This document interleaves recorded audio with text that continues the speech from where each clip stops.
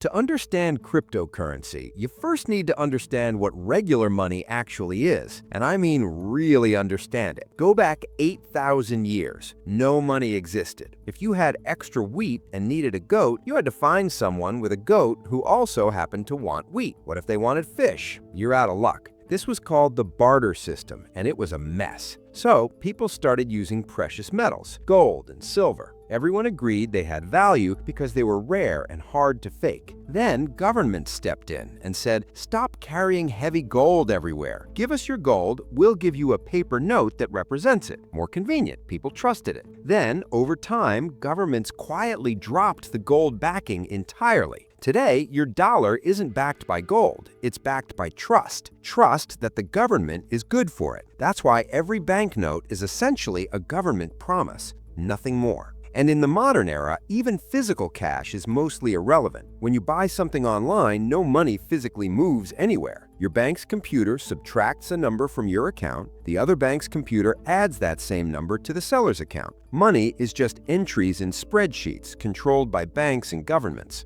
Now here's where cryptocurrency enters the story. It's 2008, the financial system just collapsed. Banks that were supposed to be safeguarding people's money had made catastrophically bad bets, and when it all blew up, governments bailed them out with taxpayer money. Millions of regular people lost their homes, their savings, their jobs, and the bankers who caused it mostly kept their bonuses. People were furious, and into that fury, on October 31st, 2008, an anonymous person using the name Satoshi Nakamoto published a 9-page document online. The idea was simple and radical. What if you could have money that no government could print more of, no bank could control, and no single person could manipulate? Money that ran on math instead of trust in institutions.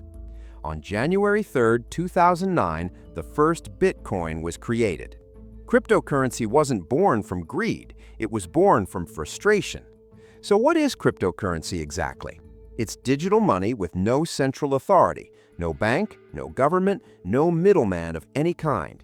You can send it directly to anyone on Earth almost instantly with tiny fees at any hour of the day, and nobody can stop the transaction, freeze your account, or print more of it to dilute what you own.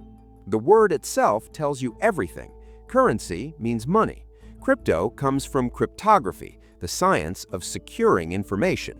So cryptocurrency is money secured by math, not by a bank vault, not by a government promise, by code. Now here's the question everyone asks. If there's no bank keeping track of who owns what, who stops someone from cheating? Who prevents someone from sending the same Bitcoin to 2 different people at once? This is where blockchain comes in, and this is the part most explanations get completely wrong. Imagine a notebook where every Bitcoin transaction ever made is written down, every single one. But instead of one bank keeping this notebook locked in a vault, millions of computers around the world each have an identical copy of that same notebook. Right now, as you watch this, over 1 million computers are holding a full copy of every Bitcoin transaction since 2009. When someone sends Bitcoin, that transaction gets broadcast to all of these computers simultaneously. They all check it. Does this person actually own the Bitcoin they're trying to send? If the majority agree it's valid, the transaction gets added to the notebook, permanently, on every copy at once. Now try to cheat it. Say you want to go back and change an old transaction to make yourself richer. You edit your copy, but your copy now disagrees with over 1 million others. The network looks at the majority and says, yours is wrong, reject it. To successfully fake a transaction, you'd need to simultaneously rewrite more than half of all those computers on the network at exactly the same time. The computing power required would cost more than whatever you'd steal. The math makes cheating economically pointless, not trust, math. Now, transactions don't just get added to one long list, they get bundled into groups called blocks. Each block contains a batch of recent transactions, a unique code called a hash, and the hash of the previous block. That last part is everything.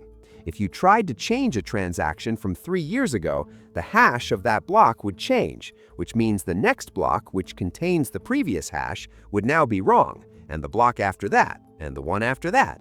It's a chain. Touch one link and everything after it breaks. That's why it's called a blockchain. Now, who does the actual work of verifying transactions and adding new blocks? Those are the miners. They run extremely powerful computers that compete to solve complex mathematical puzzles. When a miner solves one, they get to add the next block and receive newly created Bitcoin as a reward. That's what Bitcoin mining actually is, not digging in a field, solving math problems at massive scale. Here's something critical about Bitcoin specifically. There will be only 21 million Bitcoin, ever. That number is written into the code and nobody can change it. Every 4 years, the reward miners receive gets cut in half, slowing down how quickly new Bitcoin enters circulation. Compare that to traditional currencies, where governments can and do print new money whenever they want, which gradually makes every dollar you hold worth a little less. Bitcoin is engineered to be the exact opposite of that. Now let's talk about what you can actually do with this and where the money comes in. Bitcoin was worth essentially nothing in 2009. A programmer paid 10,000 Bitcoin for 2 pizzas in 2010. At today's prices, those 2 pizzas cost over $600 million. If you bought a single Bitcoin in 2016 for around $500 and held it until it hit 60,000, that's a 12,000% return. Numbers like that are why people lose their minds over crypto. But here's what those stories always leave out. Cryptocurrency is extraordinarily volatile. If you bought Bitcoin at $45,000 in early 2022 and sold when it dropped to $16,000 by December of that year, you lost 65% of your money. Then it climbed back above $60,000 in 2024. Same asset, wild swings in both directions. Why so volatile? It's still a young technology. There's no established formula for what it should be worth. Its price is driven heavily by speculation. People buying not because they're using it as currency, but because they're betting someone else will pay more later. News, regulatory announcements, even a single tweet from an influential person can swing prices dramatically overnight. If this is clicking for you and you want a new topic broken down like this every single day, hit subscribe. That's exactly what this channel does. Back to it. Beyond Bitcoin, there are thousands of other cryptocurrencies. Ethereum is the second largest, and it goes further than just being a currency. It's a programmable platform where developers can build entire applications. Solana processes transactions faster. Litecoin was designed for quicker everyday payments. And then there are meme coins like Dogecoin, literally created as a joke in 2013 based on a dog meme, which has made actual millionaires. The crypto world rewards the unexpected. Now the risks, and these matter. The scam problem is real. The most common scheme is called a pump and dump. Someone creates a new cryptocurrency, hypes it aggressively on social media, convinces thousands of people to pile in, watches the price spike, then sells everything. The price collapses, everyone else is left with worthless coins. This happens constantly, especially with small, obscure cryptocurrencies you've never heard of. There's also no consumer protection. If you wire money to the wrong bank account, your bank can often reverse it. If you send Bitcoin to the wrong address, it is gone, permanently. No customer service line, no dispute process. The irreversibility that makes crypto secure makes mistakes catastrophic. Regulation is another wild card. Governments are still figuring out what to do with all of this. El Salvador made Bitcoin legal tender. China banned mining entirely. The rules are still being written, and a single regulatory announcement in a major country can move prices by 30% in a day. And yes, the environmental concern is legitimate. The proof-of-work system that secures Bitcoin requires enormous computing power, which requires enormous electricity. Bitcoin mining currently consumes roughly as much electricity as a mid-sized country. It's a real cost worth knowing about, though newer cryptocurrencies are experimenting with alternative systems that consume far less energy. This is education, not advice. I'm explaining how it works, not telling you what to do with your money. Do your own research. And that's the full story of cryptocurrency. It started as a 9-page document written by a person nobody can identify, born out of the wreckage of a financial crisis built on the radical idea that math could replace trust. It grew from 2 pizzas worth $600 million today to a technology that's letting people in Argentina escape inflation, people in Nigeria move money across borders, and people everywhere opt out of a financial system they never chose. It's been declared dead over 400 times. It's still here.